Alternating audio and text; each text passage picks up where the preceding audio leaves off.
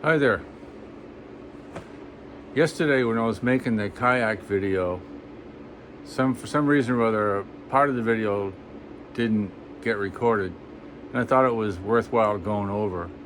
You may have noticed that I had cut a V cut into the end of the piece that went on the bow.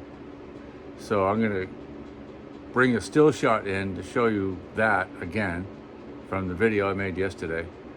And then I'm going to make up another one, just a dummy, and put it on there to show you what I used it for. It's basically for wrapping the bow.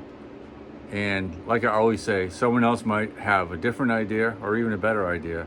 This is how I did it, and I want to pass the trick along to you. So hang in there. Let's see if I can get this dialed in so you can see a little better.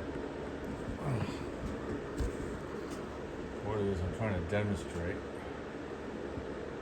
Level, pull it out, and hopefully this will work.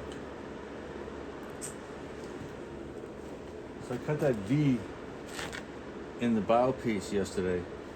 Then I cut one side off a little shorter than the other, like that. Bent it over here like this, got it all stuck down with the epoxy. Bent this around the bow like that. You're gonna need your rubber gloves on to do it. This is already done, so I'm just doing a demonstration. And then you take this side, keep it tight, and bring it around there. And then you've got a nice bumper here. Just epoxy the whole thing down, and if this leaves a little space, it probably won't because the glue makes it nice and flexible, and you can fold it and smash it.